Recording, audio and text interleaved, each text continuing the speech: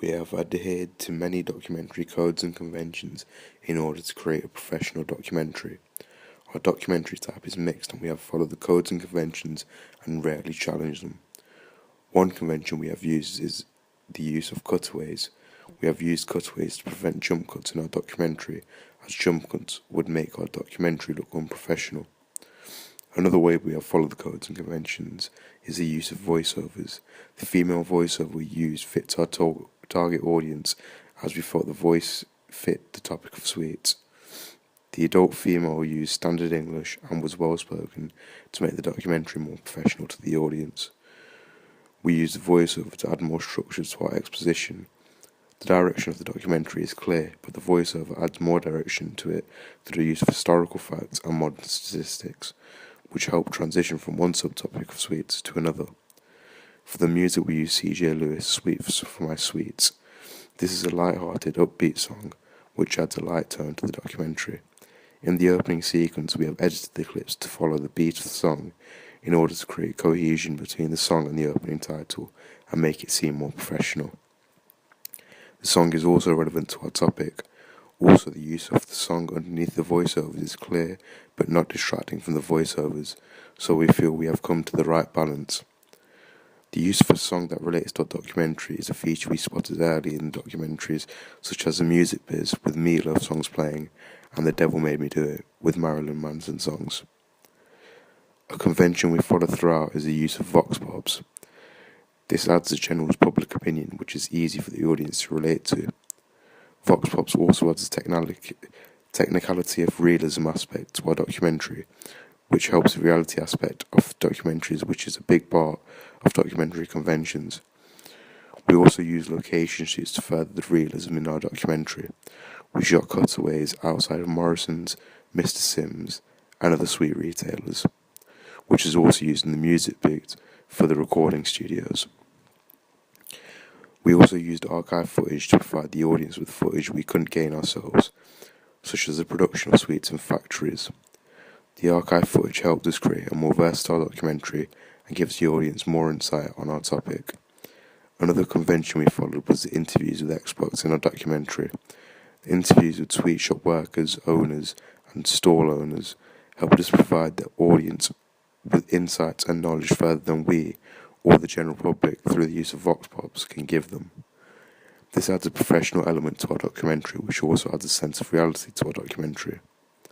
Another way we have conformed to documentary codes and conventions is by the use of camera shots. We use the most common type of angle to film our interviews, which was medium close-up. We also incorporated the rule of third, which is another convention, and also made sure the interview never looked directly at the camera, which is also a convention of interviews and documentaries. Another convention we heavily followed was the use of visual coding through the use of mise-en-scène. We follow this in many ways, particularly in our interviews by using props such as sweets. We also use location sets such as sweet shops, sweet stores, and the workplace. Also, the use of costumes was evident in some of our interviews. For example, the interview with the sweet shop worker, the store worker, and the businesswoman.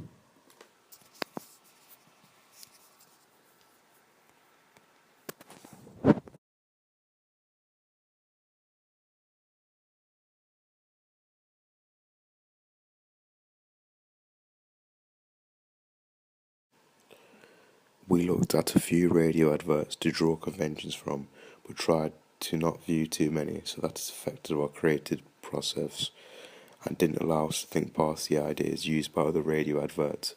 We used the same music, which was C.J. Lewis' Sweets for My Sweets, for the music bed that we used in the documentary in order to create a recurring theme. Although we quietened down the music in order to give the narrator the main attention, although the song is still evident in the radio advert. We also use the same narrator as the documentary to, again, create a recurring theme. The narrator also worked well for our target audience in the documentary, so using the same narrator for our radio advert made sense and helped to link our products together. A convention we spotted was the use of vox pops and interviews that we recorded for our documentary, which allowed the audience to gain a quick insight into our documentary. This allows us to gain our audience's interest in a short amount of time. To finish off the radio advert, we followed the typical convention and stated the title, date, time, tagline, and channel.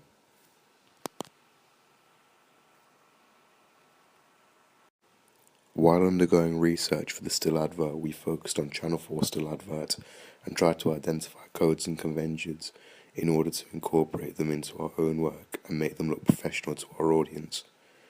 The first convention of still adverts that was found in every Channel 4's still advert we looked at was the basicness of adverts.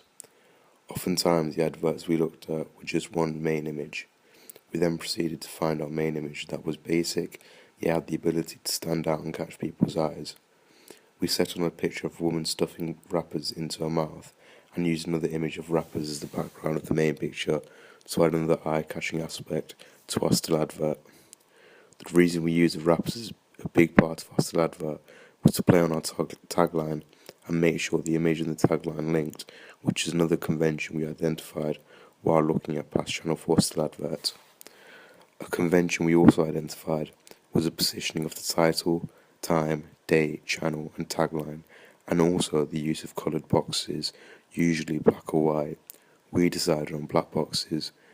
The coloured black boxes are used to put emphasis on the text and make it stand out on the still advert as it carries the essential scheduling information. Another convention we identified was the use of the Channel 4 logo positioned on the right hand side of the advert. So we straight away identified that this is a convention we need to use in our still advert and added that to our still advert. Although they are mainly in white on the other still advert, we decided to use a black version of the Channel 4 logo.